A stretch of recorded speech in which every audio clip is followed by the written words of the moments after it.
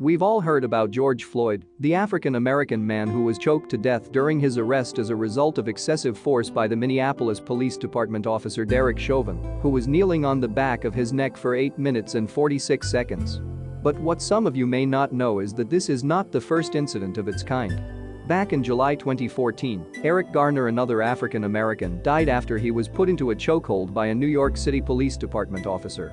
A video of Garner restrained by multiple officers showed him saying, "I can't breathe," 11 times before losing consciousness. And this is how the story of "I Can't Breathe" started, and which is usually associated with the Black Lives Matter movement, an international human rights movement originating in the African American community that campaigns against violence and systemic racism towards black people. Racism is the belief that groups of humans possess different behavioral traits corresponding to physical appearance and can be divided based on the superiority of one race over another. But have you ever questioned yourself from where this racism came? What is the origin of it? And how did it all start? Well, it has a very long history, but we will try to make it as concise as possible. Originally and precisely before the 17th century, the word race was only used to describe a group of people descendant from a shared ancestor. And it was until the 17th that the word race was used to describe people based on their appearances, physical traits or behaviors.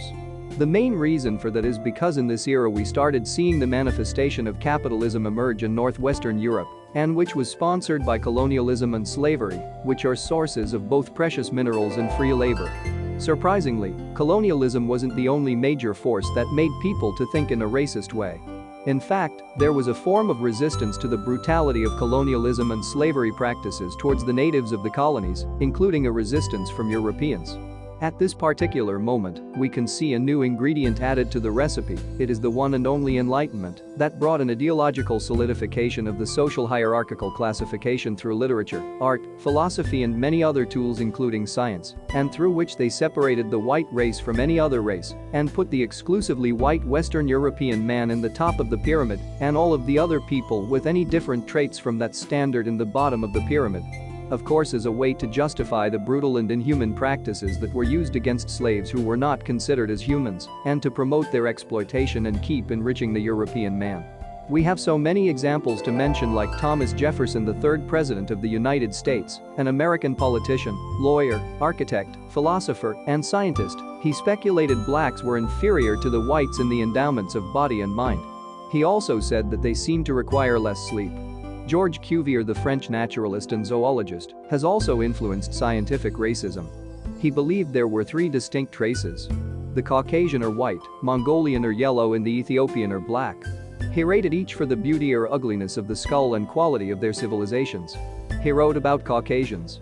The white race, with oval face, straight hair and nose, to which the civilized people of Europe belong and which appear to us the most beautiful of all, is also superior to others by its genius, courage and activity.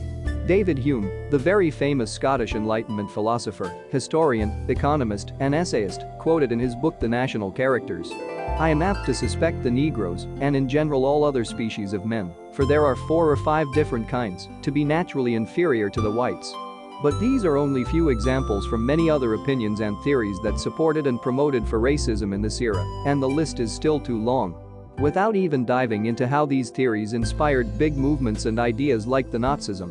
Unfortunately, this racism didn't end with the rise of human rights and the regression of colonialism, and we can still see it in many manifestations, and worst of all, it is again introduced to the mass through ideological canals like politics, movies, music, or even commercials.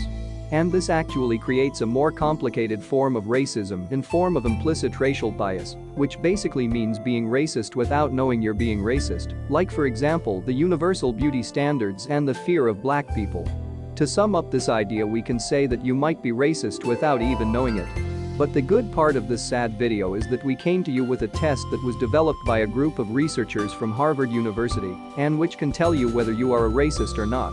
So make sure to check the link in the description below if you really want to change it.